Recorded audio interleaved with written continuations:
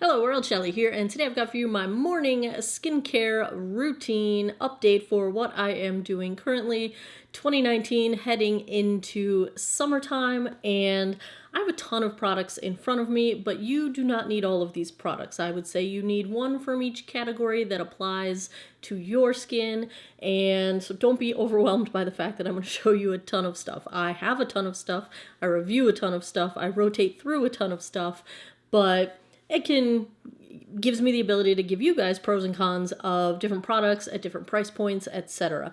I will be updating my PM skincare routine as well, and I'm also working on a video on how to put together your own skincare routine based on what needs you see in your skin.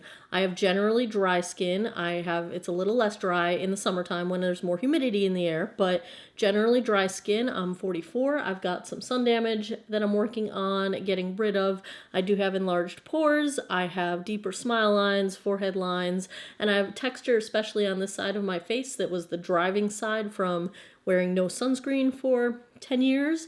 And so this side of my face has a lot more texture than this side. So that's kind of what I am working through in terms of my morning skincare routine. Before I get into my morning skincare, I do my Science Serum products. So I will do either Tight Eye or Bright and Tight. I've been exclusively doing Bright and Tight recently because I've been testing that out.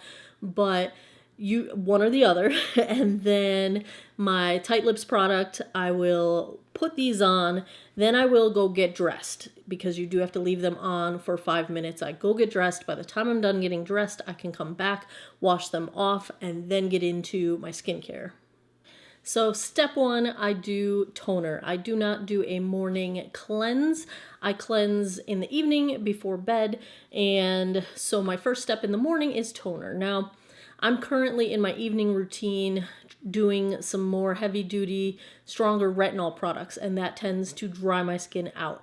So I do have a stronger hydration component in my morning skincare. That also means I want to have a pretty strong exfoliation component to my skincare because as the retinols my skin dries out a little bit if I get any flakes. I do want to exfoliate that off of my face. So depending what I did the night before will determine what toner I choose in the morning. If I did my stronger retinols the night before, I am probably going to do a hydrating toner, and I'm rotating through a few of them. This one is so old that I have the old packaging, but I love it. It's the Murad hydrating toner. I'm almost out. I'm trying to get through it. I'm hoping to have it in empties pretty soon. I've been reaching for this one fairly exclusively to try to finish it off. But my other preferred hydrating toner is from Belief. It is a witch hazel extract toner. If you're alarmed by the alcohol in the ingredient list, I guarantee it's got to be a drying alcohol. They did not, or not drying, it's got to be one of the moisturizing alcohols. They did not specify what kind of alcohol it is. Now, if it's SD alcohol or denatured alcohol, that's very drying to the skin. But this does not dry my skin out at all. And in fact, it's designed for dry skin. So my guess is that it's one of the moisturizing alcohols. The ones that they usually have a word before the word alcohol that starts or ends in YL. So that's my guess. They don't specify one way or the other, but this one I love for moisturization.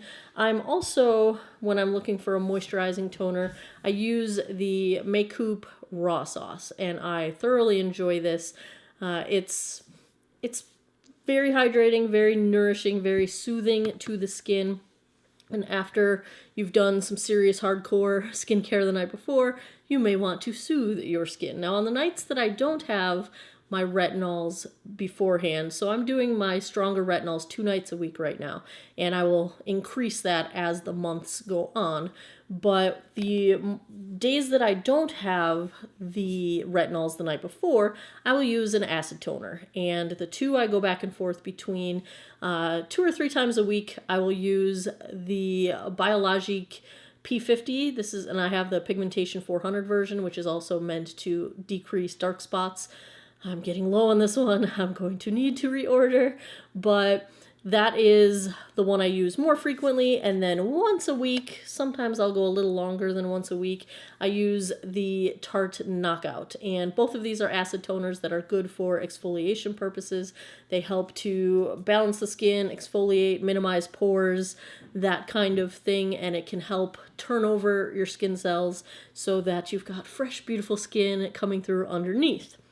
Then my next step is I use the Lancome Advanced Genifique. This is the Youth Activating Concentrate. This is just a step one kind of serum that I use. It's got a lot of anti-aging properties to it, and my skin, I notice it when I don't use it. So I actually use this both morning and night as my first step after toning before I get into my serums. Then comes the serums. Now, for a long time, I've been using the Drunk Elephant C-Firma Day Serum, and I love this stuff. This is my third bottle here, and I have another backup in my drawer behind me. But I have been testing out alternating it with the Mad Hippie Vitamin C Serum, which is a little bit less expensive. And I will say that between these two, I don't notice any difference. I don't notice any better or worse when I'm using the Mad Hippie serum. So I would say if you are looking for something that has similar sort of vitamin C and benefits to the Drunk Elephant but don't want to spend DE kinds of money, check out the Mad Hippie. I am enjoying it. So after my serums are on, I get into what I guess I call secondary serums. It's more of the hydration step. So I recently, in the past few months, have started with, past couple months, adding a peptide serum to my routine. And the two that I've been going back and forth with are the Peter Thomas Roth Peptide 21 Wrinkle Resist Serum. I picked this up in the beginning of the Sephora sale. And I've been trying the Inkey List Heptapeptide Serum. Now, there are a lot more peptides in the Peter Thomas Roth than in the Inkey List. But you know, the reason you want peptides in your routine, if you feel that you need this sort of help, your skin is made primarily of collagen. Collagen's a protein, and when it breaks down into these little peptides. And the peptides are what tell your body, hey, I need more collagen. We have breakdown happening. We need more collagen. Then your body makes more collagen. As you hit age 30 plus, your body's not making as much collagen. So you go from having that smooth, tight, firm skin to thinner skin that shows wrinkles more easily. But if you have more collagen, you will have younger looking skin. So it helps to keep the wrinkles from looking so wrinkly. So when you apply a peptide topically, you're telling your body to make more collagen. And that's good stuff. So that's why I put a peptide step into my routine.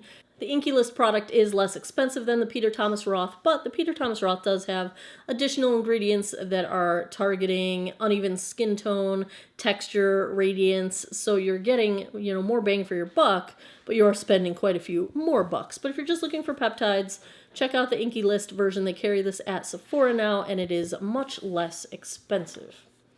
Once I've got that down, now I'm getting into little wrinkle resist type stuff. I use this morning and night. I had received this initially from my Octoly PR, so complimentary from number 7. This is the line correcting booster serum, and I've talked about this on my channel before. I'm about halfway through this. It's fantastic. It has definitely decreased my smile lines. In the morning, I also use it on my forehead lines. In the evening, I have a Dr. Brandt product that I prefer to use, but that product doesn't wear so well under makeup, so I go with this one.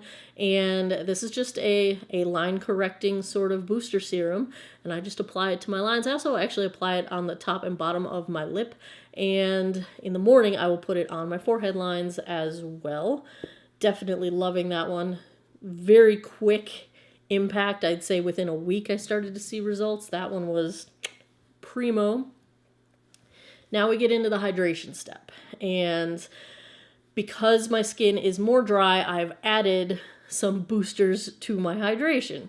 So the one that I've been recently trying out and loving is the Caudalie SOS Thirst Quenching Serum. So this is just giving you a shot of moisture to the skin, which is going to help these other products have moisture to draw from to keep it in the skin. So the next set of things that I've got are hyaluronic acid based products. And the two that I go back and forth between are the Peter Thomas Roth Water Drenched Hyaluronic Cloud Serum, and this stuff is wonderful.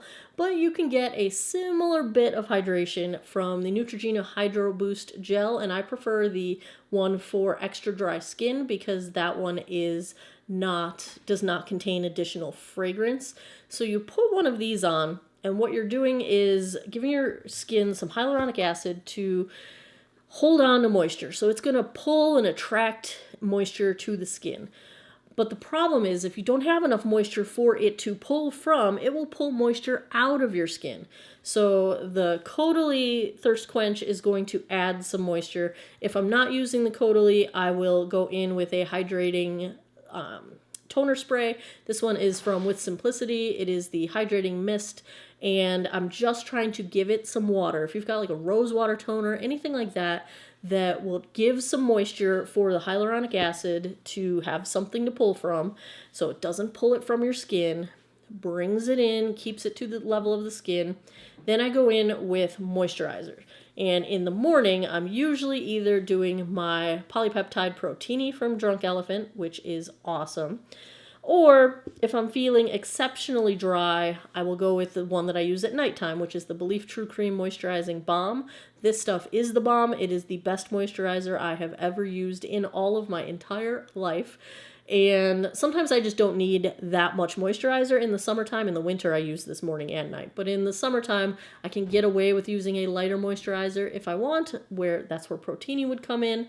Or I have two that I like when I'm doing dewy style makeup looks. One is the Dollface Defend Intensive Age Defense Moisturizer, or I go with the Tatcha Dewy Skin Cream. If you enjoy their dewy setting spray, this is the same kind of experience, but in the most luxurious feeling cream. It is fantastic. So if I know that I'm going to do a sort of dewy makeup look or a low makeup, when I do low makeup, I usually go for dewy skin underneath, and these two are beautiful for that purpose.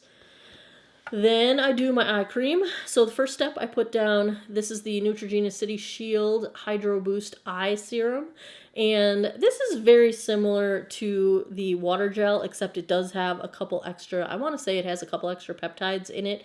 It's got a couple extra something. I'm pretty sure it was peptides that help renew and pull collagen to your skin, make your body make more collagen. So I prefer this one. It is a little bit more pricey than just going with the tub, but I use this one on my under eye.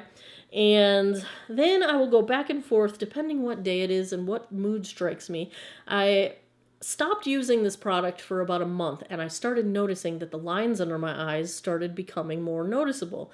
It's the Mario Badescu Glycolic Eye Cream. So I've turned back to using this a few days a week because it really does seem to help reduce my under eye lines. When I'm wearing makeup, oh, this is also, I want to mention, you would think glycolic would be a drying sort of thing, but this is actually a very emollient hydrating underneath the eyes. I really enjoy it. It does not dry out the under eye.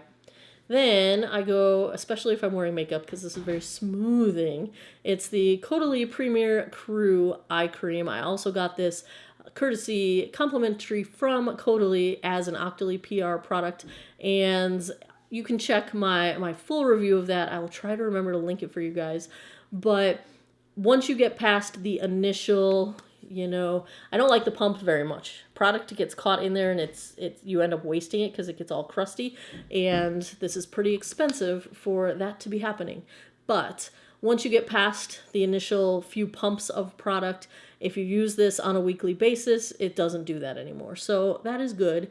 But this has a very calming and smoothing effect to the under eye, especially if you're going to be applying makeup on top of it. And it's got fantastic skincare in it. So thumbs up on that, minus the packaging.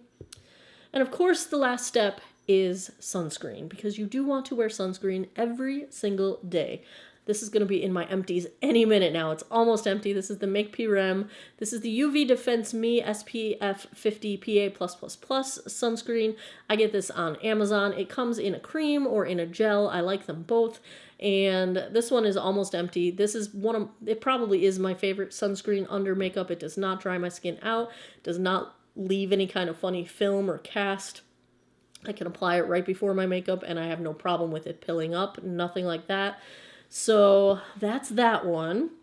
I also enjoy the Strivectin Advanced Retinol Day Moisturizer. This one I choose when I know I'm going to do a dewy look, because it's got a sort of glowiness to it that, you know, it leaves behind a glowy, dewy kind of a look. So if I'm going for that kind of look, I will choose this one. And once I run out of my Make PREM, I am going to switch over and try out the Peter Thomas Roth Max Sheer All Day Moisture Defense Sunscreen Lotion. This is an SPF 30, and it just had the description of it being moisturizing and a sunscreen. Seemed like that would be right up my alley. I do not go for anything less than SPF 30 during the daytime, especially in the summer. Occasionally in the winter, I will go with an SPF 15. Like I have a Clarins SPF 15 that I like, but summertime's coming, so minimum SPF 30. And then for my body sunscreen, the one I've been loving, and one of you recommended this in my community page, it's the Nivea Sun Super Water Gel. But this is, I believe, a Korean product, still Nivea, but only marketed overseas and not to the US. So I do buy it on Amazon.